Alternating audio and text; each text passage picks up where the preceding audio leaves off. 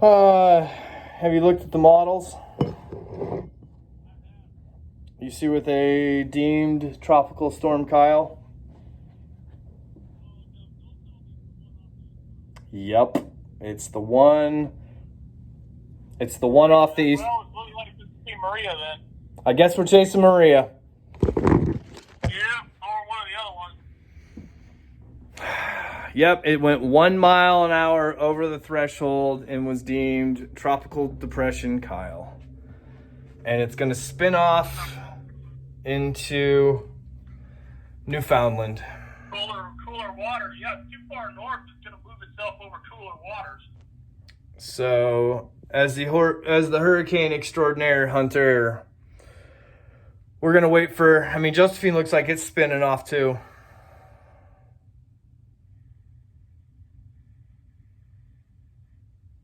What are you thinking, Maria? What?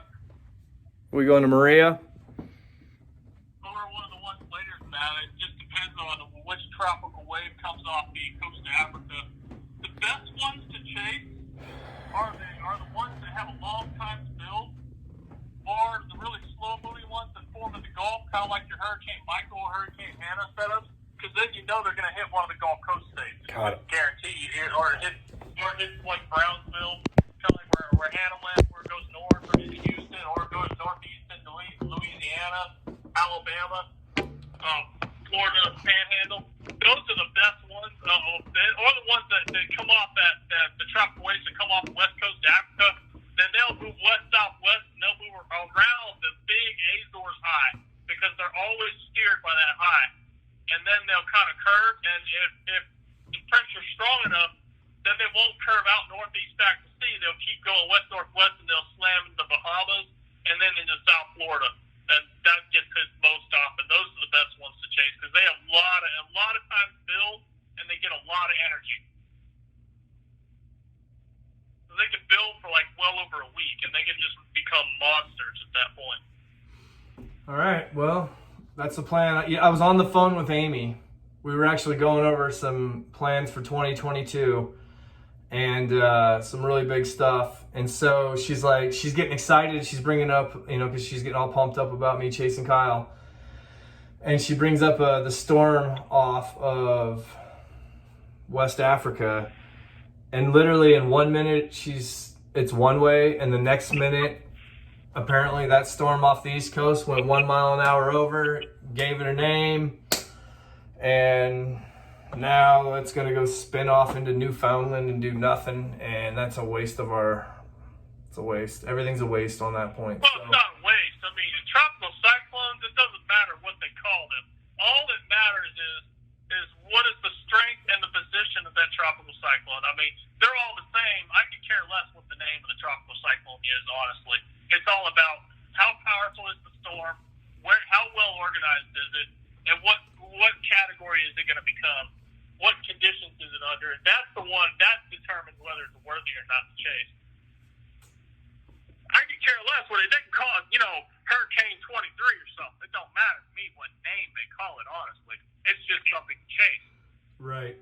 I care about the storm itself. So Josephine's off the books because it's going to spaghetti out into the ocean. Yeah, that one's definitely going to curve. You see how it's driven.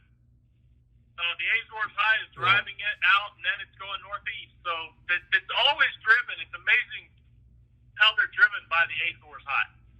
Well, man, the good news is I can eat and get back to having a normal life because I was getting down to the last, I was starting to really thin it out because I knew we had it looked like Amy was saying about 5 to 10 days at the time, and then now Kyle's going to go wither out into the northern Atlantic. Josephine's going to go piddle out into the ocean. So I guess it's Maria. I guess... Yeah, in truth, nothing has changed. I mean, nothing at all has changed because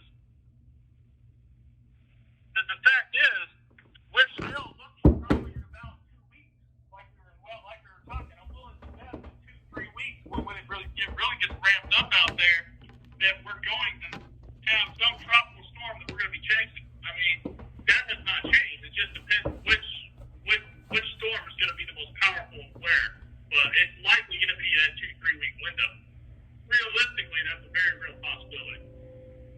Okay. Well, I guess the. But I would still keep with the original plan. You know, thinking it could be 2 weeks, could be 3 weeks, but we know we're about to hit the peak of that season.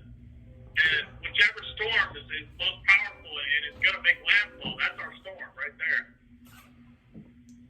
All right. Well, I just thought I'd be the one to call you since it just happened, and that doesn't make any sense to go out to the middle of Iceland, Newfoundland. You know, Amy was saying, she was like, you know, you could go catch some bands up in Maine and maybe get some good hail. And I'm like, man, I can get good hail in my backyard. So, Get hail right here, yeah, I can get hail here anytime. So we're gonna go ahead and bag Kyle,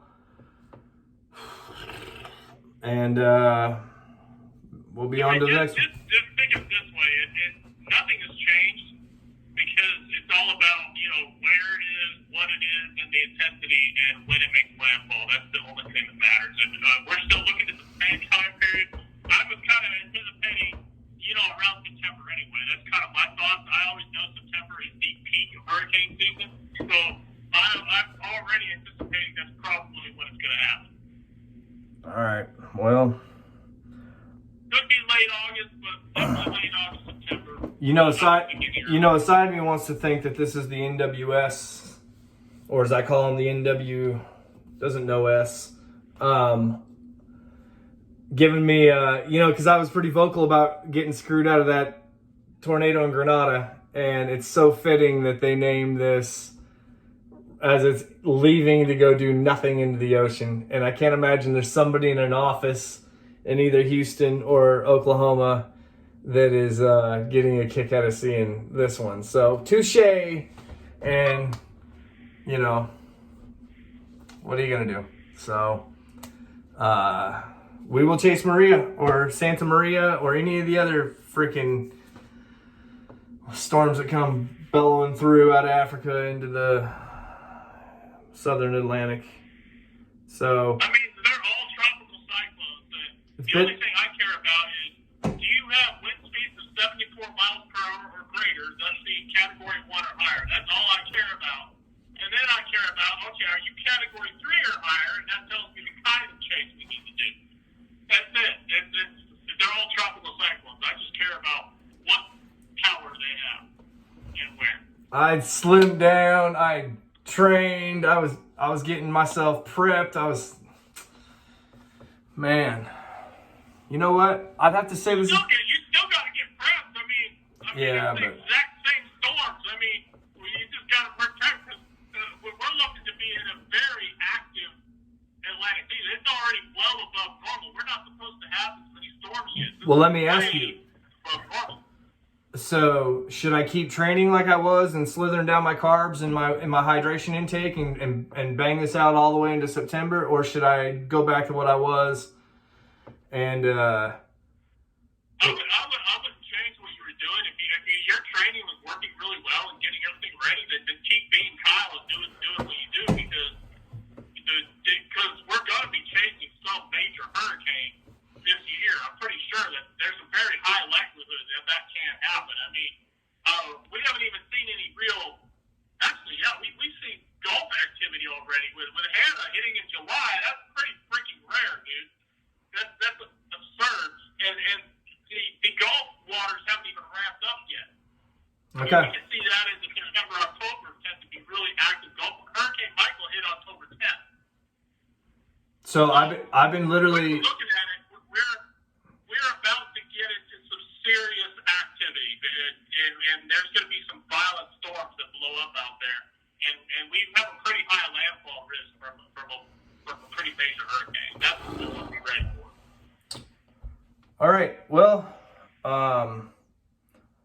because I was down to like basically 1 to 4 ounces of water an hour. I was down to, I'm literally down to like 1,000, mostly probably 500 to 700 calories a day.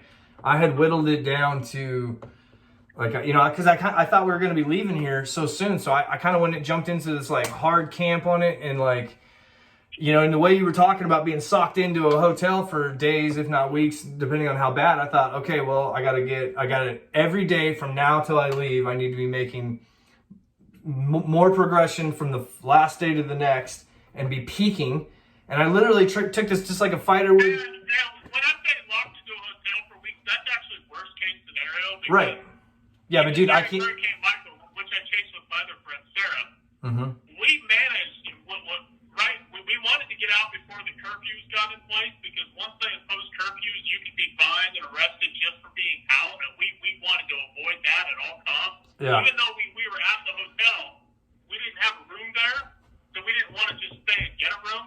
And so we drove, and actually, even though it took many hours to get out, and we had to wait while they were cutting and sawing all the trees down, like using chainsaws everywhere, we did manage to get out. So, you know, more than likely, what's going to happen, even if it's a major Category 5 cane, we're probably going to be able to, you know, hang around, take some damage photos, get everything there, and then probably slowly but surely navigate and drive our way out. So getting stuck is only a worst case scenario. When I say like stuck for weeks, that is an absolute worst case scenario. And I've known that. You can generally do that. I've never thought for 1 minute that was. I've never sat here, but I've just prepared for the worst. You know, everybody watched Katrina. Everybody saw people stuck. So Yeah. and I know that that's like 0.00 point whatever chance of that bad happening, and I've known that all along. But in my mind, it's like, okay, if that happened, are you ready? And what I did not want to have happen is that I've been eating 3 meals a day, drinking as much hydration, you know, and then all of a sudden, oh, time to go. 24 hours later, I'm in hurricane zone, and my body had zero adjustment, zero, like, you know what I mean? And I saw that, and I didn't want to look back, you know, and my whole life's on, you know, on tape. And so I didn't want to look back and be like, oh, dude, all the weeks leading up, you're doing these barbecue videos, and you're eating tons of mashed potato, you know, and carbs, and so I literally just chopped it down to just the rawest of raw, and I've lost 23 pounds, but a good 23 pounds, and I've been working out, and coming off that spider bite, dude, I was really a good jump charge to get my body like not like stagnant. So I mean, there's a good to it, but selfishly, I was hoping you were gonna say, "Hey, man, go ahead and take a few weeks off and be well." But if you're right, and in September, I mean, September's what? Where are we at here? We're at the couple weeks. So you're saying keep training like I was for the next couple weeks, and be ready, stay ready, is what you're saying.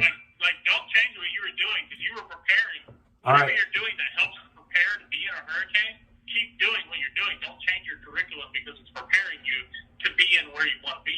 All right. Selfishly, the side of me, the Leo lazy side of me, wanted to have a fat steak tonight and eat it up. But you know what? If I pull up now just because of the disappointing news that Kyle's floating away off the freaking Newfoundland, Canada border. I mean, still on the East Coast, but it's like, come on, I can't believe that's even. It is what it is. Honestly, though, all that matters is that we'll be chasing, you know, a hurricane. Whatever hurricane it is that has the right credentials and the right power, that's the storm we're at. All right. Well, That's the only thing that matters. So, in truth, nothing has changed. That is the absolute truth. Nothing has changed. you're right, sir. And on that note, It's the exact same as it's always been. we'll call it a good